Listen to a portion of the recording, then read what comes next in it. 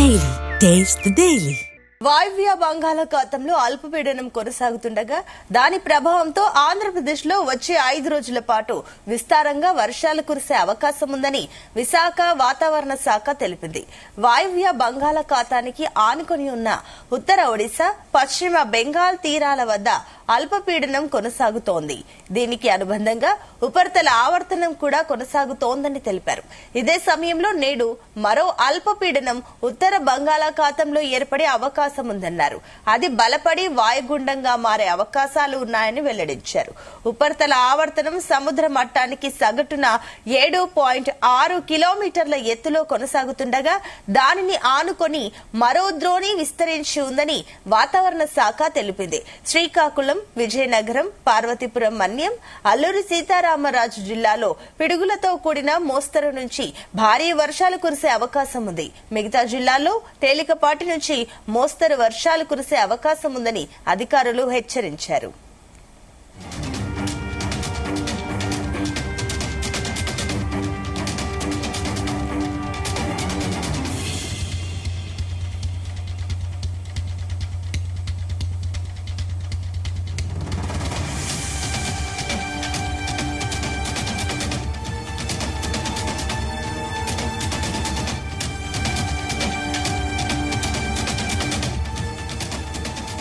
ఇదే అంశానికి సంబంధించి మరిన్ని డీటెయిల్స్ మా కరెస్పాండెంట్ రామచందర్ అందిస్తారు. Ramachandar, good morning Sunitha. ఏపీని వరుణుడు వెంటాడుతున్నాడు. రాష్ట్రంలో వానలు కంటిన్యూగా అవుతున్నాయి.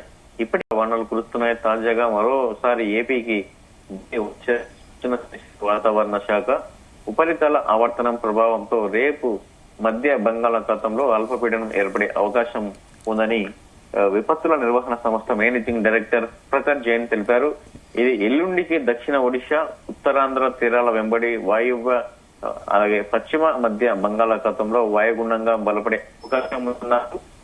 శనివారం దక్షిణ ఒడిశా అలాగే ఉత్తరాంధ్ర తీరాలను దాటే అవకాశం ఉందని వెల్లడించారు. సముద్రం అల్లకల్లోలంగా ఉంటుందని, ఆదివారం వరకు కూడా మత్స్యకారులు వేటకు వెళ్లరాదని చెప్పి కూడా ఈ సందర్భంగా హెచ్చరిస్తున్నారు. దీని ప్రభావంతో రేపు కోస్తాంధ్రలో కొన్ని చోట్ల భారీ వర్షాలు పడతాయన్నారు. అలాగే శుక్ర శనివారాల్లో కురిసే అవకాశం ఉంది. రాయలసీమలో అక్కడక్కడ తేలికపాటి నుంచి మోస్తరు వానలు కురిసేందుకు అవకాశం ఉందని అంచనా వేస్తున్నారు. తీరం వెంబడి గంటకు 40 నుంచి 50 కిలోమీటర్ల వేగంతో ఈదురు గాలులు వీచే అవకాశం అయితే స్పష్టంగా కనిపిస్తుంది. భారీ వర్షాల నేపథ్యంలో ప్రజలు చెట్ల కింద, శిథిలావస్థలో ఉన్న భవనాలు, హోర్డింగ్స్ దగ్గర ఉండరాదని చెప్పి కూడా హెచ్చరిస్తున్నారు వాతావరణ శాఖ నిపుణులు. అలాగే ప్రజలు అప్రమత్తంగా ఉండాలని, లోతట్టు ప్రాంతాల ప్రజలు జాగ్రత్తలు తీసుకోవాలని కూడా కోరుతున్నారు. పొంగి పొర్లే వాగులు, కాలువలు, రోడ్లు దాటే ప్రయత్నం చేయరాదని చెప్పి కూడా సూచిస్తున్నారు. అలాగే పశ్చిమ గోదావరి ఏదైతే రానున్న 3 రోజులు కూడా వాతావరణం ఈ విధంగా ఉండబోతోంది. ఈ జిల్లాల్లో పశ్చిమ గోదావరి, అలాగే ఏలూరు, కృష్ణా, ఎన్టీఆర్, గుంటూరు, బాపట్ల, పల్నాడు, ప్రకాశం జిల్లాల్లో అక్కడక్కడ భారీ వర్షాలు కురిసే అవకాశం ఉందని చెప్పి కూడా వాతావరణం శాఖ తెలుస్తోంది. శ్రీకాకుళం, విజయనగరం, పార్వతీపురం, మన్యం, అల్లూరి సీతారామరాజు, విశాఖపట్నం, అనకాపల్లి, కాకినాడ, కోనసీమ, తూర్పు గోదావరి జిల్లాల్లో అక్కడక్కడ మోస్తరు నుంచి భారీ వర్షాలు పడే ఛాన్స్ అయితే ఉంది. మిగతా జిల్లాల్లో అక్కడక్కడ తేలికపాటి నుంచి మోస్తరు వర్షాలు కూడా కురిసే అవకాశం అయితే కనిపిస్తుంది. అయితే శుక్రవారం పశ్చిమ గోదావరి, అలాగే ఏలూరు, ఎన్టీఆర్, కృష్ణా, గుంటూరు, బాపట్ల, పల్నాడు జిల్లాల్లో అక్కడక్కడ భారీ నుంచి అతి భారీ వర్షాలు కురిసే అవకాశం అయితే ఉంది.